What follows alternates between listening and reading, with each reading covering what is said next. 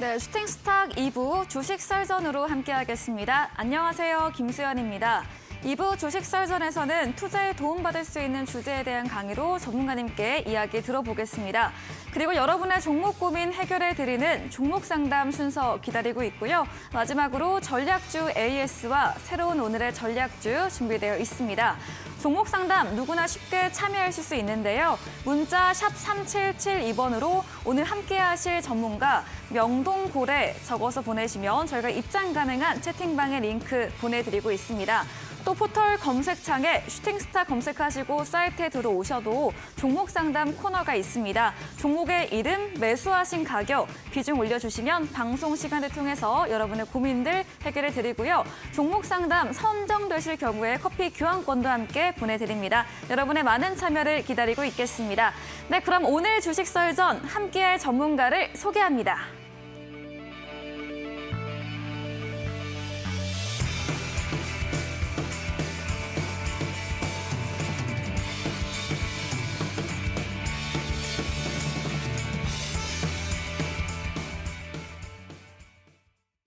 네, 금요일 주식 썰전 명동고래 전문가님과 함께하겠습니다. 전문가님 어서 오세요. 네, 안녕하십니까? 네, 반갑습니다. 반갑습니다.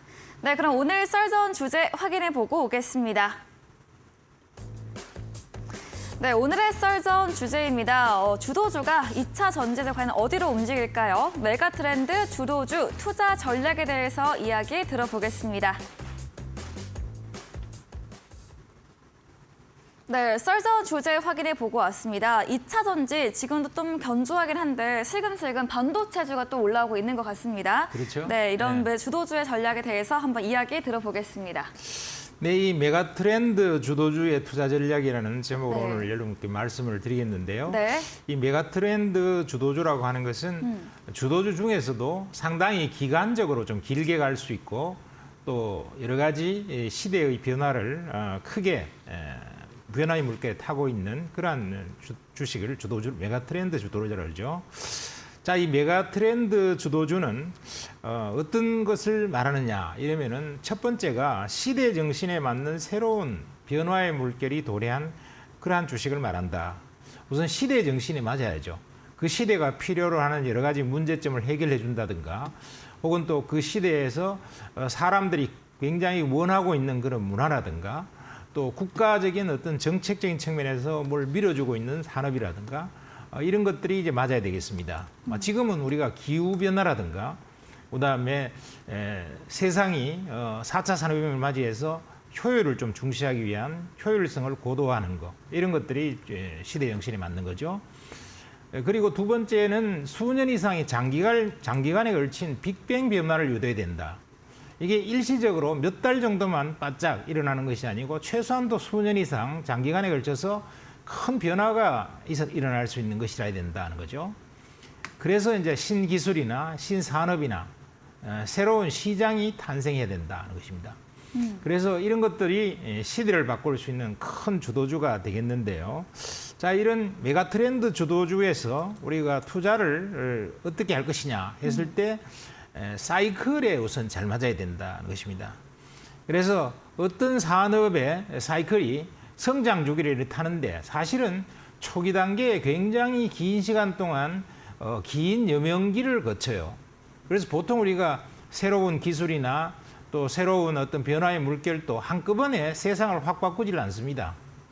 예를 들어 보면 어떤 거냐 하면 우리가 2000년도에 인터넷 버블이 엄청 나오면서 인터넷이 세상을 바꾼다. 그래서 인터넷이 곧 모든 세상을 바꿀 것처럼 그렇게 했습니다만은 사실은 인터넷은 그 뒤로 2000년 이후로 한 20년간에 걸쳐서 서서히 이제 움직이면서 실제로 실적을 내면서 매출이 일어나면서 이렇게 된 것은 적어도 한 2010년 가까이서부터 이제 본격적으로 매출과 실적이 따라붙고 그 전까지는 적자만 보면서 바람만 불었다 이겁니다. 그러니까 긴 여명기가 필요하다는 거예요. 모든 과학은.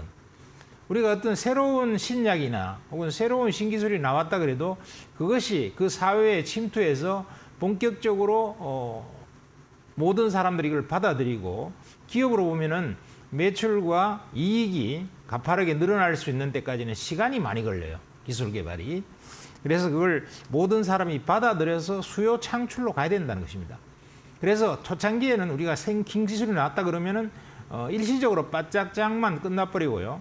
그 다음에는 이것이 실적이 좀 수반이 되면서 혹은 사람들의 수요가 늘기 시작하면서는 본격적인 이륙이 이제 시작이 되는데 그 이륙을 계속 이륙이 됐다 그래서 끝까지 가는 게 아니고요. 겉으로 보기로는 대단한 기술 같아도 일시적으로 살짝 튀었다가 그다음에 꺾어져 버려요. 사실 이 블록체인 같은 경우도 지금부터 한 10년 전에 나와갖고 블록체인이 뭐 세상을 바꾼다 해서 서점에 가보면은 온통 블록체인 책이 한때 나온 적이 있었는데 그냥 쑥 들어가 버렸어요. 사실상 블록체인 기업들은 많이 생기고 있지만 그게 실적이 안 따라주고 사람들이 그것을 수요를 직접적으로 피부에 와닿게 강하게 하고 있지는 않는 상태라는 겁니다. 물론 블록체인이라는 기업도 생기고 이 산업이 조금씩은 성장하고 있지만 그것이 사람들의 가슴에 와닿을 만큼 이렇게 성장하고 있지는 못하다는 것이죠. 그래서 시간이 많이 걸린다. 신기술이 나왔다 그래서 바로 되는 게 아니고 시간이 우선 많이 걸린다는 사실을 여러분들이 이해하셔야 되겠고요. 이번에 2차 전지나 전기차도 사실은 2010년대 초반기부터 전기차에 대해서 시제품도 나오고 테슬라도 초창기에 이제 진입을 하고 있습니다만은 초창기에는 인기도 별로 없고 몇 대 팔리지도 않고 기업들로서는 매출과 실적이 따라붙지도 않는다는 것입니다. 그런 시간이 상당히 걸리죠. 그러다가 어느 순간에 또 새로운 촉매 변수가 하나 생겨요. 그 촉매 변수가 사실 이번에 생긴 것은 2017년 정도의 기후 위기에 대응한다. 이렇게 해서 여러 가지 지구 온난화가 너무 심각하다.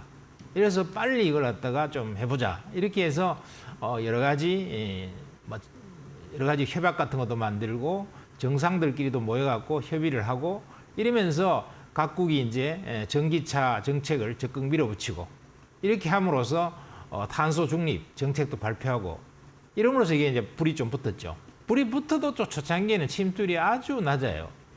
그러다가 이제 이게 어느 순간에 어떤 활성화되는 시점부터 이제 가파르게 올라왔는데 사실 전기차의 역사를 보면은 전기차가 본격적으로 가파르게 성장하게 된 것은 유럽에서도 이제 탄소 중립 때문에 좀 시작이 됐지만 중국이 내연기관차를 이렇게 네. 발전을 시키다가 이게 내연기관에서는 도저히 기술적으로 엔진도 미비하고 기술도 떨어지다 보니까 유럽이라든가 미국 차나 일본의 도요타 자동차 같은 데 당할 수가 없어요. 그러다 보니까 중국 같은 것은 국가 정책적으로 어떻게 했느냐 하면은 자, 내연기관차에서 우리가 승부가 안 나니까 전기차 시대를 빨리 당겨서 이것을 국가에서 보조금을 엄청나게 해주고 적극적으로 밀어서 세계 1등이 중국이 되자. 이렇게 해서 전기차를 갑작스럽게 엄청나게 밀어붙였죠. 그러다 보니까 되게 싼 그런 전기차를 많이 만들어내면서 중국의 전기차 시장이 확 열렸단 말이에요. 그래서 이런 계기와 변수에 따라서 이 메가트렌드 주도주의 상승 사이클을 탔다 하더라도 그것이 초창기에 조금 성장하다가 각도가 좀 느리다가요. 어느 순간에 그런 정책적인 변수나 혹은 굉장한 사건이 터지거나 이랬을 때 갑자기 급격히 성장합니다. 사실 우리나라의 전기차가 가파르게 성장을 시작하게 된 것이 작년도에 IRA 법안이 나오면서 미국에서 보조금을 주겠다니까 빨리 미국에 가서 공장을 지어서 해야 된다. 또 미국이 적극적으로 전기차를 밀어붙이기 시작했다. 여기서부터 이제 우리나라의 전기차 시장도 좀 더 가파르게 성장할 수밖에 없는 그런 상황이 됐죠. 그래서 공장을 갖다가 엄청 많이 지으면서 이 시장이 성장하기 시작했다는 것이고요. 아까 얘기했듯이 블록체인처럼 이렇게 올라가다가 계속 끝없이 가는 게 아니고 어느 순간에 실패를 하게 되면 또 주저앉아 버립니다. 이륙이 실패하면. 그랬다가 다시 이제 거기에서 성장 동력이 또 생기거나 혹은 대사건이 터지거나 혹은 어떤 국가적인 차원에서 적극적으로 육성을 하게 되면 다시 이륙을 할 수 있는 이런 상황이 된다 하는 것을 아시면서 이 메가트렌드 주도주도 이런 사이클이 있다. 그래서 그 사이클이 어떻게 되는가 하는 것을 먼 미래를 내다보면서 우리가 항상 생각을 많이 하면서 우리가 새로운 주도주가 나왔다 이겁니다. 예를 들면 인공지능 주도주가 나왔다. 혹은 뭐 시스템 반도체가 적극적인 육성 때문에 앞으로 한 10년간 성장할 것 같다. 이렇게 해서 어떤 한 시장에 주목을 받는 어떤 한 산업이 생기면, 업종이 생기면 그것에 대한 산업 사이클을 그려봐야 돼요. 그래서 어떤 변수에 따라서 이 사이클이 어떻게 변해갈 것인가. 혹시 또 이륙에 실패해서 완전히 주저앉아 버리는 그런 상황도 오지 않을 것인가. 이렇게 따지면서 보면서 하면은 여러분들이 산업의 큰 흐름을 볼 수 있는 안목을 길러갈 수 있다. 이렇게 말씀을 드리겠습니다. 네. 자, 그러면은 이제 그 다음으로요. 이게 메가트렌드 주도주의 탄생 시점에 대해서 우리가 한번 알아보도록 하겠습니다. 네. 자, 메가트렌드 이 주도주는 탄생 시점이 언제부터 탄생하느냐 하면은 첫 번째가 통상적으로 보면 대위기 다음에 혁신 기술이 탄생해요. 그래서 경제적으로 어렵거나 또 뭐 여러 가지 국가적으로 어려운 대사건이 터지게 되면은 그 다음에 혁신 기술이 탄생해서 메가트렌드 주도주가 주로 탄생한다는 것입니다. 예를 한번 보면은 1998년도에 아시아 외환위기가 있었죠. 아시아 외환위기가 터지고 나서 그때 러시아 모라토리움까지 터지면서 정말로 동북아시아에서는 굉장히 어려운 국면에 한국도 이제 외환위기에 들어갔고 러시아도 그렇게 완전히 모라토리움까지 선언하고 뭐 말레이시아를 필두로 해서 웬만한 동아시아의 국가들은 전부 다 굉장히 어려움에 처했습니다. 일본조차도 사실 이때 굉장히 어려웠다 그래요. 그래서 이런 아시아 외환위기가 터지고 나니까 바로 이제 뭐가 터졌냐면은 그 뒤를 이어서 인터넷 붐이 일어났어요. 네. 그래서 외환위기가 왔다는 것은 경제적으로 굉장히 어렵다는 얘기죠. 굉장히 어렵다 보니까 기업들로서는 혁신을 하고자 하는 강력한 의지가 생긴다. 뭐 쉬운 말로 표현하면 돌파구를 열어야 되겠다 이렇게 생각된다는 거죠. 네. 그래서 인터넷의 붐이 폭발적으로 일어나고요. IT 기업들이 그 당시에 많이 설립됐습니다. 한국도 오늘날 뭐 네이버라든가 이런 것들, 다음 이런 것들이 전부 다 그때 설립이 된 것이죠. 그 다음에 이제, 그리고 그때는 이제 김대중 대통령 같은 경우에, 야, 이대로 우리나라의 경제를 놔둬서는 큰일 나겠다. 돌파구를 열어야 되겠다. 이렇게 해서 벤처기업을 육성하자. 이렇게 해서 벤처기업을 적극적으로 육성을 했습니다. 그러다 보니까 우리나라의 벤처의 붐이 바로 그때 98년 아시아 외환위기가 끝나고 나서부터 본격적으로 우리나라의 벤처라는 것이 제대로 생성이 됐다. 만일에 그 위기가 없었으면 제가 봤을 때는 한국의 벤처기업이 별로 없었을 것 같아요. 자, 그런 관점에서 우리가 위기는 꼭 위기가 아니고 네. 기회가 될 수 있다 하는 생각을 해야 될 것 같습니다. 네. 그다음에 2008년 금융위기도 마찬가지입니다. 뭐 100년 만에 오는 자본주의의 최대 위기 이러면서 정말로 미국의 은행이나 보험회사 같은 것이 파산을 하고 망하고 이런 정도가 됐죠.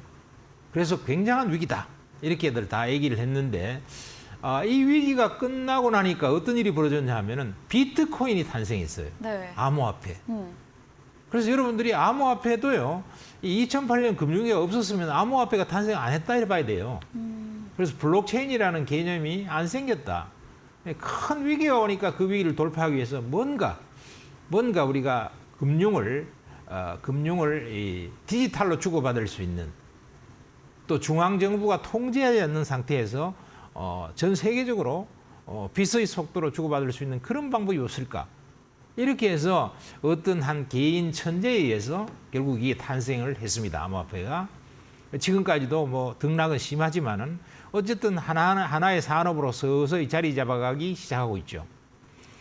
자, 그 다음에 이때 이제 2008년 금융위기에 또 뭐가 탄생했냐면요. 네. 여러분도 너무나 잘 아시지만은 네. 스티브 잡스의 애플 아이폰이 탄생했죠. 네. 즉 스마트폰이 탄생했단 말이에요. 이 스마트폰도 가만히 생각해 보면 2008년에 금융위기 같은 게 없었으면은 스마트폰이 탄생했을까? 여기 의문사항이에요. 네. 금융위기가 오니까 스티브 잡스조차 얼마나 눈앞이 캄캄하겠어요. 네. 큰일 났다 이 생각했겠죠. 이 금융위기는 뭐 100년 만에 자본주의 네. 이게 최대 위기다 이랬으니까 뭐 은행들이 막 망하고 난리가 났었거든요. 그렇게 되니까 이제 기업하는 최고 경영자 입장에서는 야, 이 돌파구를 어떻게 열까? 이렇게 엄청나게 고민을 하고 머리를 갖다가 짜매다 보니까 네. 거기에서 혁신적인 신제품과 기술이 튀어나오는 거예요. 그래서 스마트폰이 탄생한 거죠. 네. 그래서 이 스마트폰이 정말 우리의 인류의 굉장한 삶을 바꿔놨고요. 사실 그때 비트코인 초창기에요. 암호화폐 처음 거래됐을 때 1,000원에 거래됐어요. 그게 8천만 원까지 올라갔다가 네. 불과 뭐 십몇 년 아닙니까? 8천만 원까지 올라갔다 지금 빠져갖고 한 3,800만 원 이러지만은 그 어마어마하게 올라간 거죠. 처음에는 1,000원, 10,000원 이 정도 수준이었단 말이에요. 스마트폰도 이때 애플 아이폰 만들고 나서 굉장히 많은 네. 그러한 스마트폰의 부품 회사들, 그다음에 또 여러 가지 그 소프트웨어를 제공하는 회사들 이런 것들이 어마어마하게 성장을 하고 많이 커졌습니다. 네. 그래서 우리가 생활의 양식조차 많이 바뀌었죠. 자, 그리고 그래서 모바일 게임 같은 것도 굉장히 주가가 어마어마하게 올라갔죠. 네. 그래서 이런 혁신 기술이 탄생하고 나면은 한 10년에 걸쳐서 뭐 이렇게 이 서비스가 수요가 충분히 세상에 퍼지는 그 수준에 따라서 굉장히 대단한 시세를 내는 것들이 많이 생깁니다. 그래서 우리가 위기가 딱 생겼다 이러면은 첫 번째 해야 될 일이 뭐겠습니까? 앵커님이 위기가 생겼다면 어떻게 해야 될까요? 위기를 극복하기 위해서. 네, 위기가 생겼다면은 첫 번째는요. 네. 목욕 제기를 해야 돼요. 목욕 제기를 하고 네. 굉장히 대단한 앞으로의 대박 기업이나 대박 주식들이 많이 탄생할 거니까 네. 미래 사회는 어떤 식으로 변할까에 대해서 책도 읽으면서 명상을 하면서 곰곰이 생각을 많이 하면서 이거 아까 산업의 지형도 네. 사이클도 한번 그려보면서 앞으로 일어날 일에 대해서 상상력을 총발동해서 네. 생각을 엄청 해야 돼요. 네. 그걸 찾으려는 노력을 계속 하다 보면 자기 눈에 이제 번쩍 띄는 게 생긴단 말이에요. 네. 그런 것들을 한두 번만 잘 잡으면은 인생이 확 피는 거죠. 인생 역전이 다가온다는 겁니다. 네. 근데 이번에는 코로나가 끝난 지 얼마 되지 않아서 예. 좀 이렇게 큰 위험 리스크에는 좀 더 시간이 지나야 나오지 않을까요? 지금 벌써 나왔잖아요. 우크라이나 전쟁이요? 코로나 위기가 터져버리니까 네. 뭐가 나왔냐? 이제 2차 전지하고 로봇하고 그쵸. 인공지능이 나왔잖아요. 근데 제가 목욕제기 할 타이밍 이미 지났잖아요. 그렇죠? 그렇죠. 네. 그런데 이제 이게 계속 연결이 돼요. 앞으로도 계속 터진단 말입니다. 그러니까 한 번 사건이 탁 터지면 혁신 기술이 딱 나오고 끝나버리는 게 아니고 이어진다. 혁신 기술에 이어서 또 다른 기술, 그 네. 혁신 기술을 응용화하고 또 사용하는 또 다른 기술이 연이어서 네. 체인이 굴러가듯이 네. 계속 연결되면서 튀어나온다는 거예요. 그쵸. 몇 가지가. 그러니까 2008년도 금융위기 때도 암호화폐가 탁 탄생하고 끝나버리는 게 아니고 네. 암호화폐가 탄생해서 시세를 겁나긴 했지만 또 암호화폐도 한 번을 끝나는 게 아니고요. 시세 한번 크게 몇십 배 내고 나서는 또 박살이 납니다. 10분의 1토막. 그리고 또 몇십 배가 나요. 또 박살이 나고 또 몇십 배가 나요. 이런 것들이 몇 번의 사이클이 있단 말이죠. 그러니까 스마트폰도 마찬가지였죠. 자, 이 코로나 위기 이번에 거치면서도 바로 이런 혁신적인 신기술이 튀어나왔죠. 네. 그래서 이 코로나가 위기가 터지니까 기후재앙이 진짜 심각하구나. 이 기후재앙이 사람들이 이제 살림을 막 채굴하고 하니까 이게 뭐 박쥐라든가 이런 것들이 결국은 도심지까지 나와서 이것들이 코로나를 옮기는 거잖아요. 그러니까 이 기후재앙의 탓이라고 볼 수 있는 거예요. 그래서 이거에 따라서 2차 전지나 전기차가 결국은 혁명적인 폭발이 생긴 거죠. 그리고 이제 코로나 때문에 사람들이 대면적인 접촉을 잘 못하니까 네. 로봇이 결국은 많이 탄생해서 사람 일을 대신해줘야 되는 거. 그다음에 인공지능이 아주 발달을 해서 여러 가지 스마트 팩토리라든가 또 인공지능이 할 수 있는 다양한 일들에 대한 연구가 기술이 폭발하는 겁니다. 이게 코로나가 없었다면 이게 이렇게 촉발이 빨리 되지가 않았어요. 그래서 코로나라고 하는 위기는 얼핏 보면은 뭐 그냥 치료제나 만들고 백신만 만들지 않을까? 이런 생각하지만 네. 이것이 결국 2차 전지, 전기차 혁명, 로봇, 인공지능 혁명 이런 것들을 연달아 가면서 계속 발현을 시킨다는 거죠. 네. 자, 그리고 그래서 위기 돌파를 위한 기업들의 혁신 전략이 보통 나오는데 이거에 따라서 혁신적인 스타트업이 탄생하고 거기에 대해서 대기업도 투자해주고 이러면서 이 판이 거대하게 굴러가게 된다는 것이죠. 자, 그래서 마지막으로 메가 트렌드 주도주의 그럼 투자 전략을 어떻게 쓸 것이냐 이랬을 때 첫 번째가 촉매 변수가 등장할 때부터 투자를 시작해야 돼요. 네. 위기가 딱 생길 때부터 뭔가 다음에 올 게 뭐가 있을까? 이런 것들부터 시작돼야 된다는 것이죠. 그래서 사실 코로나 위기 처음 네. 왔을 때는 비대면 관련 사업이 시작됐죠. 네. 그러니까 뭐 플랫폼 기업들부터 이제 튀기 시작하면서 주음이라든가 뭐 이런 것들이 많이 네. 생기고 또 스마트 팩토리도 막 생기고 이러면서 거기서도 출발해서 그 다음에 이제 전기차 혁명이 다시 나오고 또 로봇 혁명이 나오고 인공지능 혁명 같은 주도주가 나온다는 것입니다. 네, 전문가님 촉매 변수가 네. 위기, 리스크 이런 걸 말씀하시는 거죠? 아니 촉매 변수라는 것은 뭔가 세상을 확 바꿀 수 있는 네. 그 뭔가를 촉발시킬 수 있는 어떤 신호탄 같은 거 이런 것들이 촉매 변수인 거죠. 네. 그리고 이번에 이제 2차 전지 촉매 변수는 IRA 같은 게 터진 거죠. 아. 그런 게 터진 거고요. 네. 자, 그다음에 두 번째는 그 성장에 대비해서 지나친 버블이 생기면 아무리 좋다 하더라도 성장에 비해서 너무 급격하게 튀면은 네. 한번 가격이 한번 급락할 수가 있어요. 그래서 그 지나친 버블이 나왔다 그러면 1차적으로 한번 매도해 줘야 돼요. 그럼 2차 전지가 지금 그런 상태일까요? 2차 전지는 이미 네. 1차 사이클을 지나서 실적의 고성장 국면으로 접어들었거든요. 그 그때는 좀 길게 가져가도 돼요. 조금 버블이 조금 끼어 지금 있어도? 사실 2차 네. 전지는 제가 봤을 때는 버블이 안 끼어 있습니다. 에코프로도요? 예, 에코프로도 버블이 크지 않죠. 네. 왜냐하면 너무나 실적이 계속 수반되면서 고성장하는 기업은 2, 3년 앞에 실적을 미리 자꾸 땡긴단 말이죠. 네. 그리고 실적이 빤하게 보이는 것을 그걸 갖다가 그때 가서 주가를 올리겠다 이런 사람이 어디 있어요. 그쵸, 미리 선반영. 땡기게 돼 있죠. 그래서 그런 관점에서 볼 수 있겠고요. 네. 세 번째는 구조적 고성장을 유지했을 때 적극적으로 매수하고 장기 투자에 들어가야 된다. 이 구조적 실적이 가파르게 성장하는 국면에서는 좀 주식을 사서 장기 투자 국면으로 가야 돼요. 그래서 너무 단기 매매로 막 돌리면은 사실은 큰 수익 내기 어렵다. 이렇게 볼 수 있는 거죠. 만일에 그게 나는 단기 투자를 좀 해야 되겠다. 네. 이런 사람들은 단기 투자 반, 그다음에 조금 길게 가져가는 한 2, 3년 이상 투자할 수 있는 거 한 반 이렇게 가져가는 게 좋다고 생각합니다. 자, 그래서 이런 관점에서 투자 전략을 수립하시면 되겠다. 이렇게 말씀을 드리겠습니다. 네, 메가 트렌드 주도주 투자 전략을 들어봤습니다. 먼저 과거 이 경제 매크로적 위기 돌파를 위한 기업들의 혁신 전략으로 1998년 외환위기 이후 인터넷 붐, 그리고 2008년 금융위기 이후에 비트코인과 스마트폰, 또 19년 말 코로나 이후로 2차 전지 로봇, 인공지능 관련 짚어봤고요.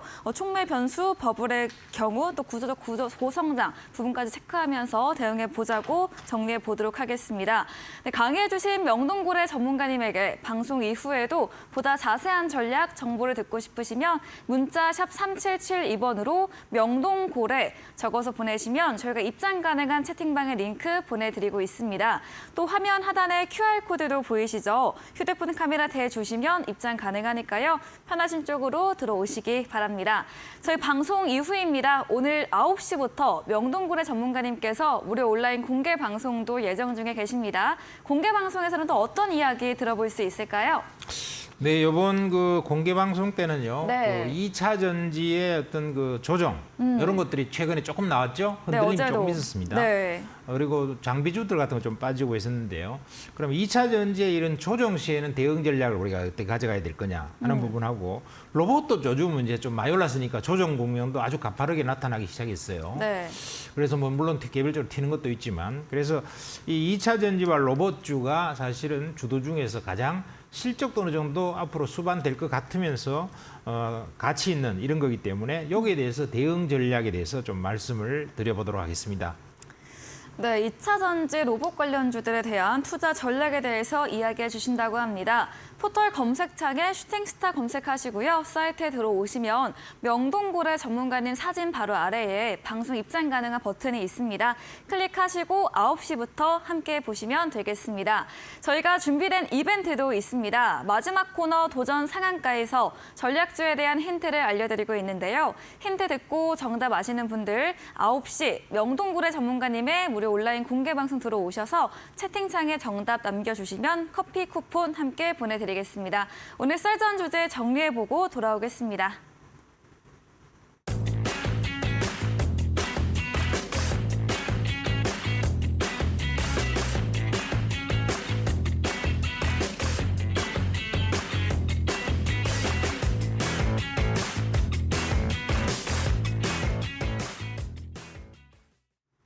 네, 이번 시간은 종목 상담 시간입니다. 여러분의 종목 고민 해결해 드릴 텐데요. 첫 번째 올라온 종목부터 확인해 보겠습니다.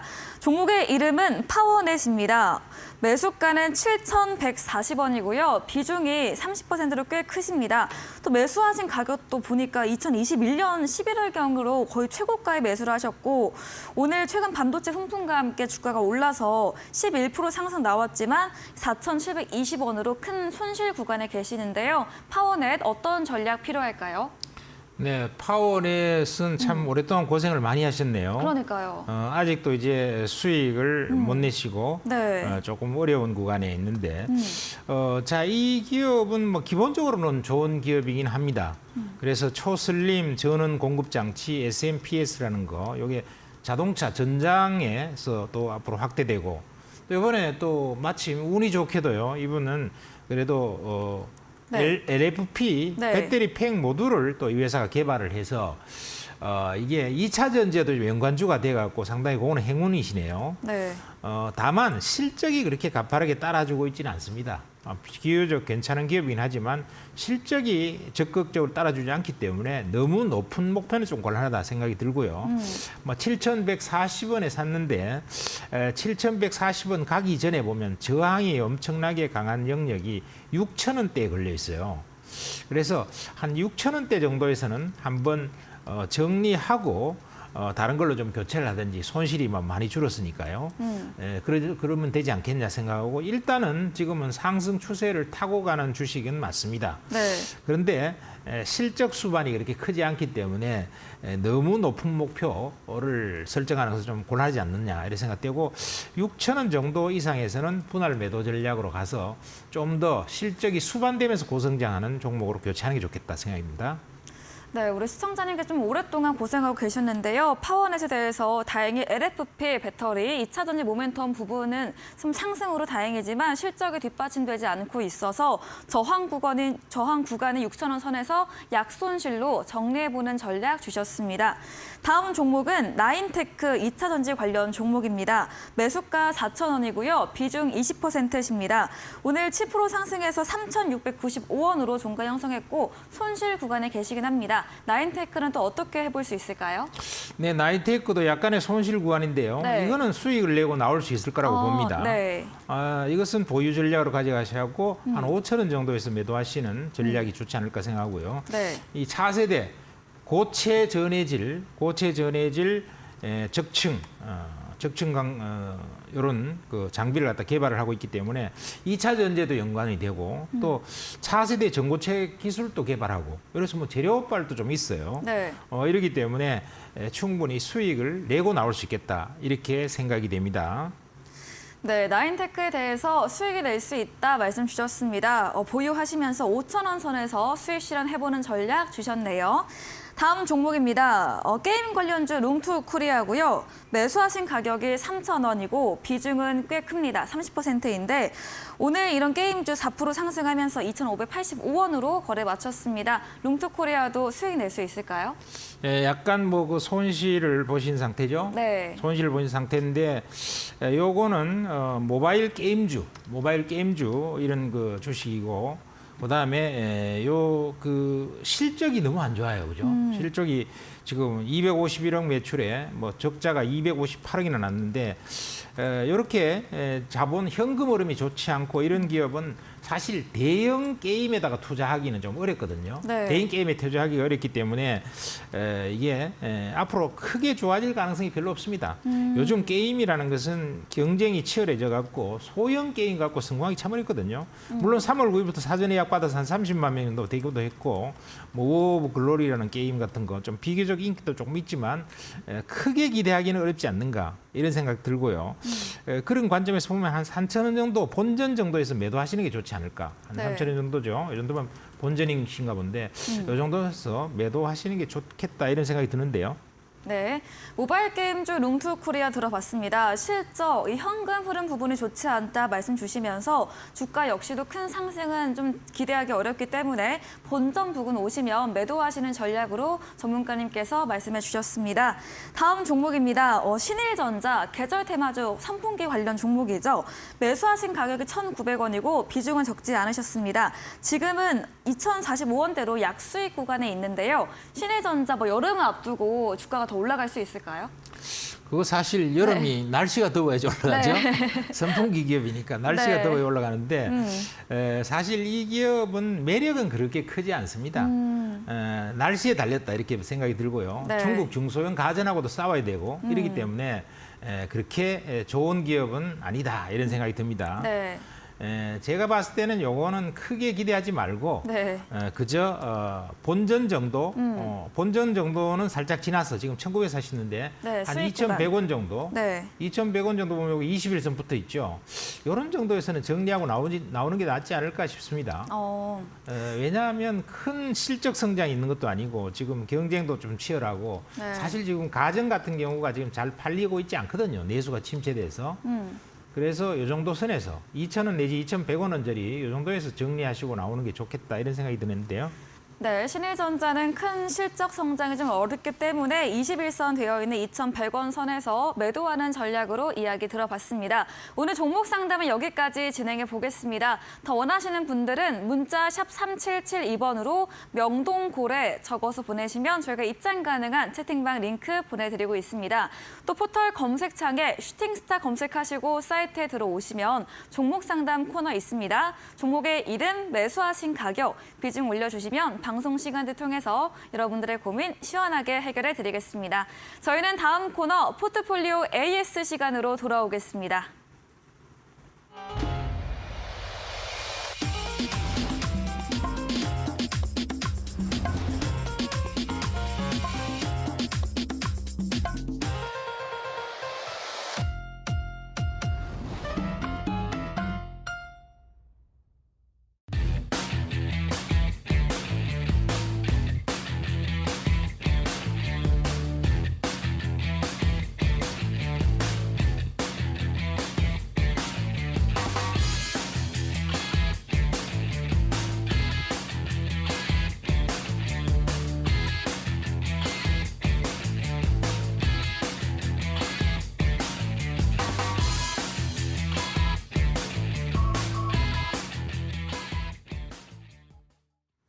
네, 이번 시간은 전략주 AS 시간입니다. 전문가님께서 방송 중에 추천드린 종목에 대해서 또 어떤 전략 필요할지 AS 가져보겠습니다.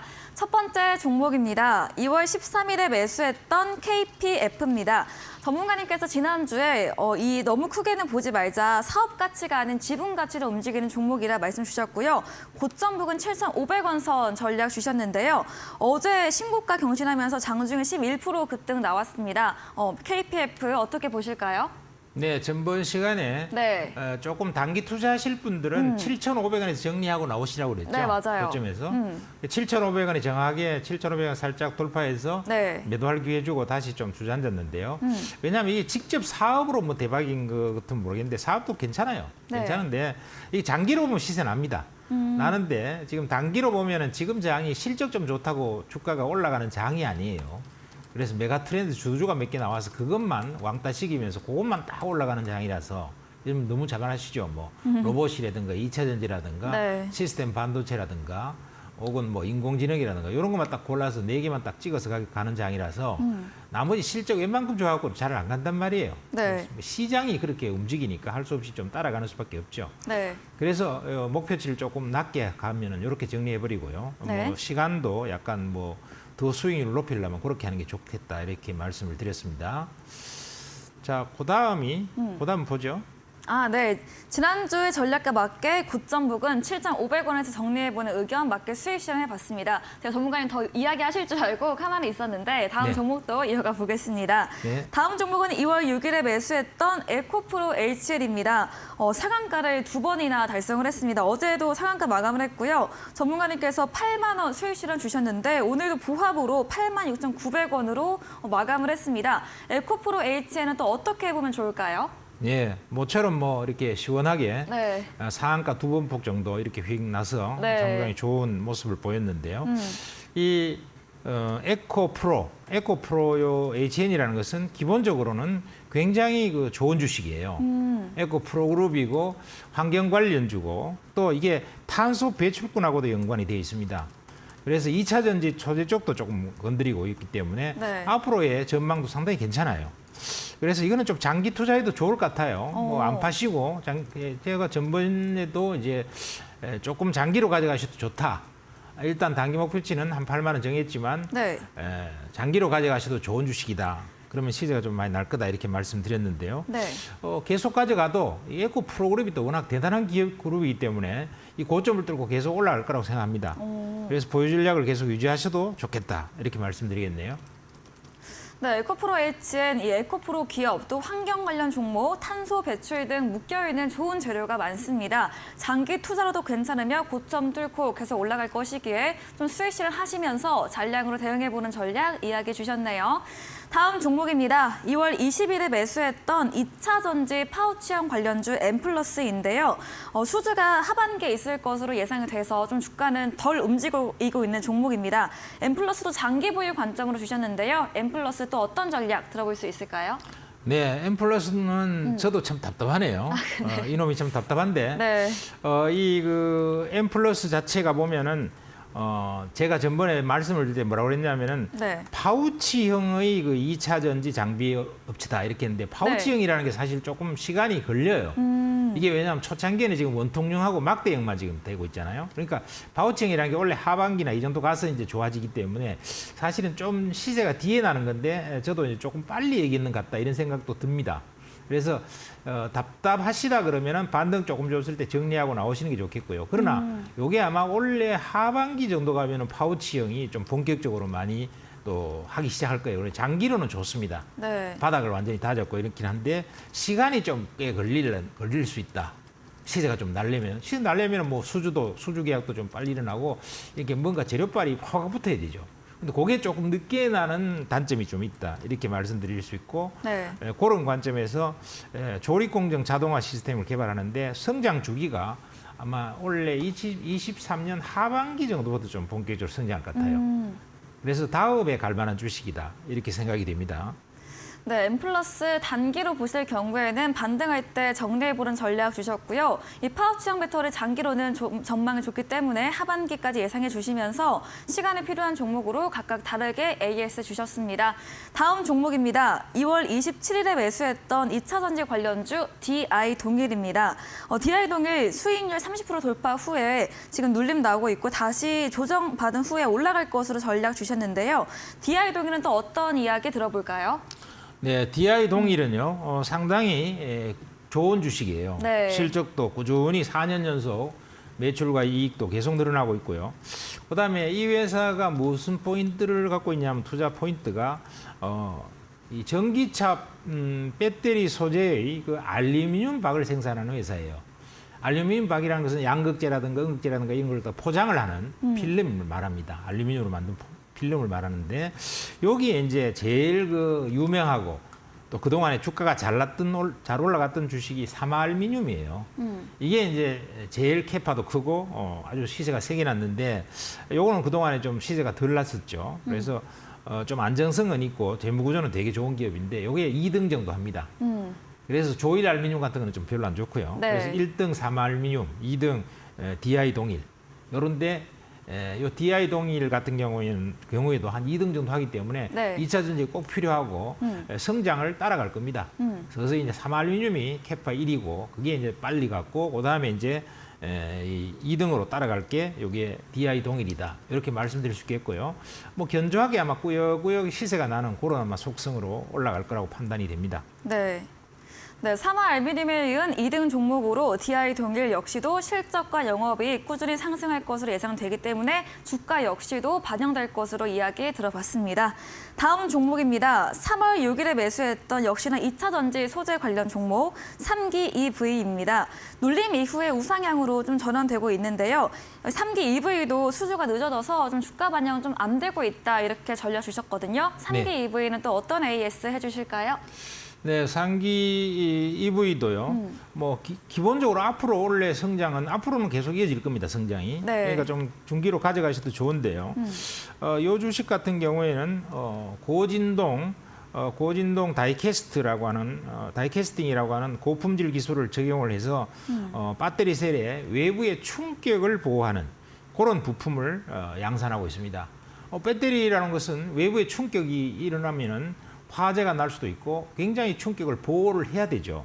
그래서 충격을 보호를 잘 해줘야 되는데 꼭 필요한 그러한 부품이다 이렇게 말씀드릴 수 있겠고 이름을 엔드 플레이트라고 하는데요.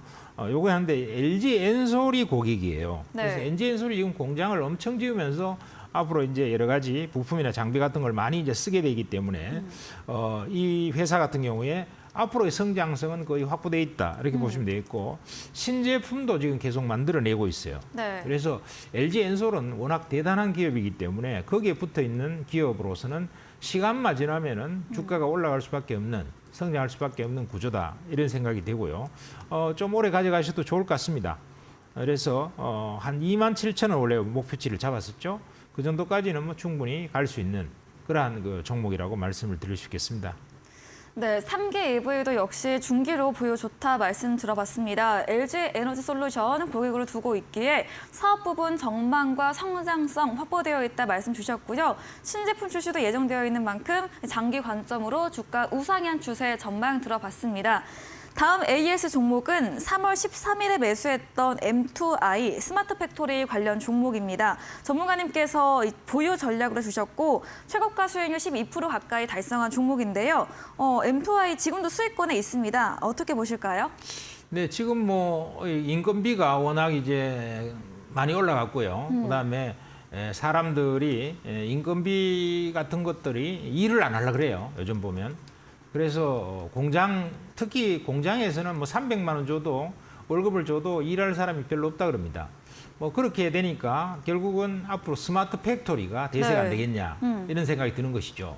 그래서 스마트 팩토리가 대세가 된다고 하면은 이런 쪽에 이 M2i 같은 경우는 스마트 팩토리에 뭘 제공하느냐 하면 솔루션을 제공합니다. 그래서 솔루션 중에서 HMI라는 제품을 주로 판매를 하는데요. 이게 뭐냐면은 실시간에 데이터 통신이 되면서 우리가 통신으로 연결해서 모니터를 갖다 놓고 공장이 어떻게 돌아가고 있는지 이런 것들을 실시간으로 체크하는 그런 시스템이에요. 그걸 납품을 하고 있는데 무차입에다가 재무 구조도 굉장히 우량하고 유보율도 한 4,000% 돼요. 네. 그러다 보니까 이런 것들은 앞으로 스마트 팩토리 같은 것들이 본격적으로 성장할 수밖에 없겠죠. 그래서 이제 초기 국면이기 때문에요. 초기 국면에서 조금 슬금슬금 좀 올라왔지만은 지금 스마트 팩토리는 굉장히 앞으로 성장할 수밖에 없는 구조라서 보유 전략으로 가져가시면 지금은 이제 최고점 부근에서 살짝 돌파해놓고 눌림목을 주고 있기 때문에 여기에서 다시 저점을 높이면서 계속 상승할 수 있는 재무구조도 우량하니까 별로 신경 쓰거나 걱정하실 필요가 없겠다 이렇게 생각됩니다. 스마트 팩토리는 아마 대세일 것 같아요. 네. 네, M2i 스마트 팩토리 대세 모멘텀과 재무도 탄탄한 기업으로 설명 주셨고요. 지금 초기 국면이기에 앞으로의 성장성 좋게 말씀해 주시면서 보유로 의견 남겨주셨습니다. 마지막 종목입니다.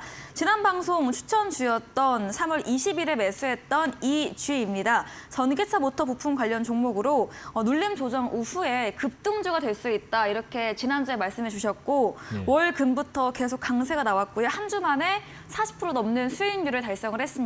EG 수익률이 정말 좋은데요. 네, 요거 EG 좀 짭짤했죠. 그래서 이 EG가 또 짭짤했던 것은 이게 이 2차 전지의 소재주로서 이게 부각이 됐죠. 그래서 굉장히 좋아졌는데 이 고순도 산화철에서 세계 시장 1위를 지속하고 있습니다. 1위를 한 번 하고 그만둔 게 아니고 계속 1위를 하고 있어요. 네. 이 고순도 산화철이라는 것은 전기차의 핵심 부품인 컨버터 소재, 여기에 페라이트 코어라고 하는 여기에 이제 시장에 또 진출을 하고 있고요. 또 고객사들도 탄탄해요. 중국에 있는 뭐 중국 TDK나 일본의 TDK 또 상당히 세계적인 기업이거든요. 여기에 이제 납품을 하고 이러기 때문에 아주 안정적 실적 성장을 할 수 있고 또 전기차에서 꼭 필요하고 요 작은 소재지만 요 작은 소재 분야에서는 압도적인 세계 1등입니다. 그러니까 굉장히 전기차는 앞으로 확산될 수밖에 없죠. 그러니까 네. 안정적인 성장을 할 수밖에 없겠다 이렇게 생각되고요. 지금 좀 올라 있는 것 같지만 네. 조정이 있어도 흔들림에 작은 흔들림으로 끝날 것 같고요. 꾸준히 성장을 더 할 수 있는 좋은 주식이라고 판단이 됩니다. 네, 이주에 대해서 작은 조정 이후에 꾸준한 성장이 예상된다 이렇게 들어봤습니다. 네, 다음 코너 도전 상한가에서 전략주에 대한 힌트를 알려드리고 있습니다. 힌트를 듣고 정답 아시는 분들 9시에 명동고래 전문가님의 무료 온라인 공개 방송 오셔서 정답 남겨주시면 저희가 커피 교환권 보내드리겠습니다. 마지막 코너 도전 상한가로 돌아옵니다.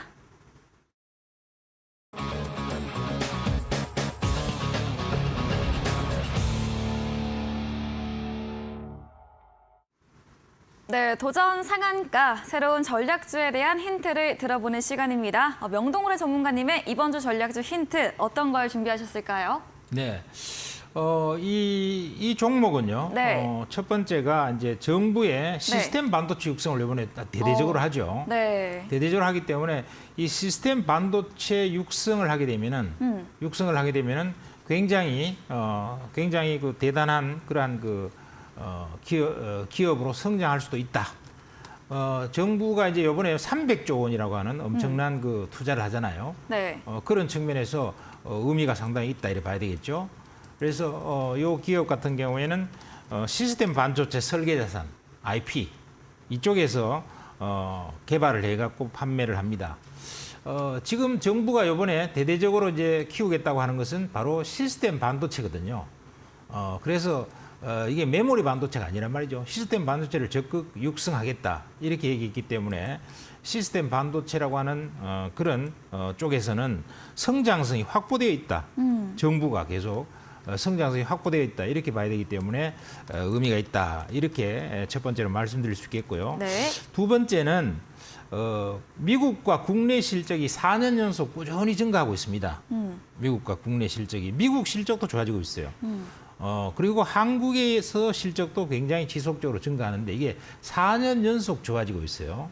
4년 연속 좋아지고 있다. 이런 측면에서 보면은 상당히 안정적인 네. 그러한 기업이 될 수 있겠다. 네. 이렇게 볼 수 있습니다. 네. 그래서 4년 연속 좋아진다고 하는 측면에서 이게 안정 성장주다. 이렇게 봐도 무리가 없다. 이런 네. 생각이 생각이 되고요. 자, 지금 뭐 조금 올라 있는 것 같지만 그렇게 네. 아주 오른 건 아닙니다. 이제 시세가 보면은 바닥 한 14,500원 정도에서 23,000원이니까 그냥 한 30-40% 나 있는데 차트상을 보면 되게 올라 있는 것 같지만 네. 이제 이걸 신고가를 돌파해서 꾸준히 올라갈 것 같아요. 그래서 앞으로 성장성이 계속 이어질 것 같은데 이 회사 같은 경우에는 특히 그 제품이요 상당히 앞으로 계속 성장할 제품이 틀림없다 이런 생각이 들어요. 그 이유는 저해상도의 영상에서 고해상도의 영상으로 업스케일링을 해주는 그런 슈퍼 레볼루션이라는 기능을 갖고 있는 시스템을 파는데 네. 이것이 이제 매출이 본격화될 것 같아요. 우리가 어떤 화면 같은 거 동영상이 있다 이겁니다. 그럼 동영상이 흐릿하게 나오는 경우가 많죠. 그런데 이것을 이 회사의 솔루션이나 이 지적 자산, 설계 자산을 쓰면은 굉장히 선명하게 보인다는 거예요. 사람들은 선명한 걸 좋아하죠. 그래서 이것을 하게 되면은 이제 본격적으로 신고를 뚫고 올라갈 수 있는 종목이 되지 않을까. 자, 지금 여러분들이 보시는 게 주봉인데요. 주봉에서 이제 좀 긴 어떤 면에서는 박스권이라고 볼 수 있는데 이 박스권을 이제 막 상향 돌파를 해서 앞으로 계속 올라갈 수 있는 그러한 주식이 될 것 같다. 그리고 실적이 4년 연속 계속 좋아지고 있다. 영업이익률도 30%가 넘어요. 그러면 앞으로는 시스템 반도체 세상이 온다. 이렇게 보면은 이런 주식 같은 경우는 굉장히 안정적인 그러한 기업이 될 수 있겠다. 이렇게 말씀을 드릴 수 있을 것 같습니다. 네, 전략주에 대한 힌트를 들어봤습니다. 살아나고 있는 반도체 관련 종목을 주셨네요. 정부의 시스템 반도체 육성 사업 수혜가 예상이 되는 성장성이 확보되어 있는 종목이다 말씀 주셨고요. 4년 연속 성장하며 안정적인 성장주이고 기술적으로 볼 때도 신고가 돌파 이후 더 올라갈 것으로 이렇게 전망해 주셨습니다. 이야기해 주신 명동고래 전문가님에게 방송 이후에도 보다 자세한 전략 정보를 듣고 싶으시면 문자 샵 3772번으로 명동고래 적어서 보내시면 저희가 입장 가능한 톡방 링크 보내드리겠습니다. 또 방송 이후 9시부터 명동고래 전문가님께서 무료 온라인 공개 방송도 예정 중에 계시니까요. 이어서 함께 보시면 되겠습니다. 네, 오늘 저희가 준비한 내용은 여기까지입니다. 본 방송에서 제공해드린 정보는 투자 판단에 대한 조언일 뿐이라는 점 참고해 주시기 바랍니다. 오늘도 끝까지 함께해 주신 여러분 진심으로 감사합니다.